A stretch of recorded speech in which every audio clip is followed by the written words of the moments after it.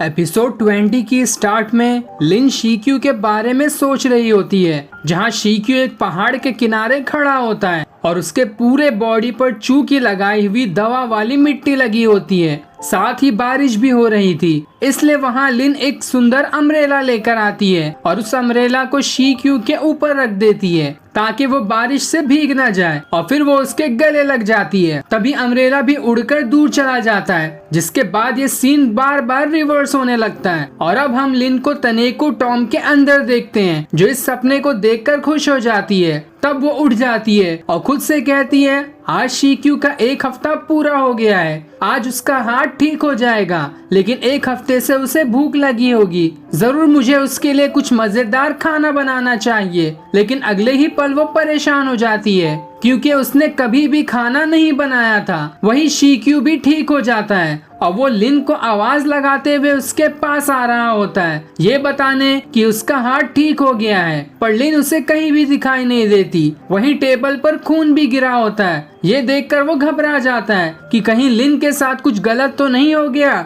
जिसके बाद वो लिन को ढूंढने वहाँ से चला जाता है और एक नदी के किनारे आ जाता है, जहाँ उसे एक काफी सुंदर नाव दिखाई देती है। वो नाव वाले को आवाज लगाकर पूछता है, क्या तुमने यहाँ से गुजरते हुए एक सुंदर लड़की को देखा है? जिस पर नाव के अंदर से भारी आवाज से कोई कहती है, वो लड़की कैसी दिखती थी? शीक्यू कहता है, उसकी गोरी स्किन थी, बड़ी आंखें थी, लंबे बाल थे और पिंक ड्रेस पहना था उसने। जिस पर नाव के अंदर से आवाज आती है, मैंने ऐसी लड़की को देखा है, वो शायद उल्टे हाथ की तरफ गई है। इसलिए शीक्यू उसी तरफ भागने लगता है। तब वो आवाज कहती है, नहीं नहीं, शायद वो सीधे हाथ की तरफ गई है। इसलिए शीक्यू सीधे तरफ भागने लगता है। तब वो आवाज फिर से कहती है, शायद वो उल्टे तरफ ही गई होगी। इसलिए शीक्यू परेशान होकर इधर उधर भागने लगता है। और फिर हम नाव के अंदर से लिन को देखते हैं, जो बस शीक्यू को परेशान कर रही थी। वो शीक्यू को आवाज लगाकर कहती है, क्या तुम मुझे ही ढूंढ रहे थे? इसलिए वो उसकी तरफ देखता है और उसे देखते ही रह जाता है, क्योंकि हरे कपड़े में वो बहुत ही सुंदर लग रही थी। जिसके बाद वो उसे नाव के अंदर लेकर आती है। शीक्यू कहता है, क्या तुम ठीक हो? मैंने टॉम में खून देखा था, और ये किसकी नाव है? लिन कहती है,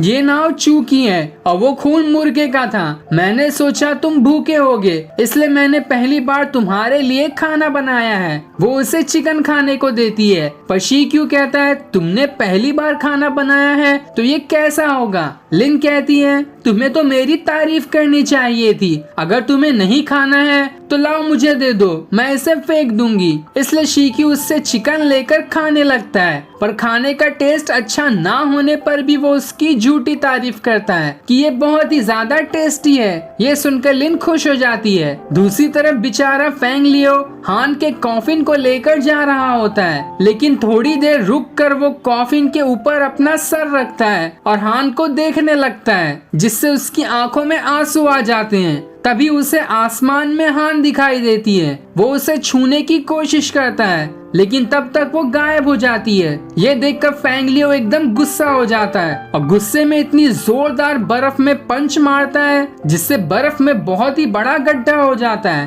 फेंग लियो उसमें हान के कॉफिन को डालने लगता है, क्योंकि अब बेचारी हान मर चुकी थी। फेंग लियो भारी मन से हान को उस गड्ढे में डाल देता है, लेकिन अब भी वो उसे जाने नहीं देना चाहता था। वो चेन को पकड़कर कॉफिन को रोकने की कोशिश करता है, लेकिन वो फिसलने लगती है। और तब फेंग लियो हान के साथ बिताए हुए सारे पलों को याद करने लगता है, जिसके बाद वो कॉफिन गड्ढे के अंदर चला जाता है। ये देखकर फेंग लियो एकदम गुस्से में चिल्लाते हुए कहता है, अब मैं किसी को नहीं छोड़ूंगा। जिसके बाद हम कुछ दिनों बाद का सीन देखते हैं, जहां town of the Tom king के घर के बाहर मूरोंग के सिपाही तीर और स्वॉर्ड लेकर लड़ने के लिए तैयार होते हैं, और उनके सामने अकेला फेंग लियो अपनी घोस्ट हैंड स्वॉर्ड और गुस्से के साथ खड़ा होता है। और ये सीन दिखाते ही द लेजेंडरी किंग का सीजन 1 यहीं एंड हो जाता है। इसका सेकंड सीजन भी मैं 1-2 दिन के अंदर ही स्टार्ट कर दूंगा। तब तक के लिए थैंक्स फॉर वॉचिंग।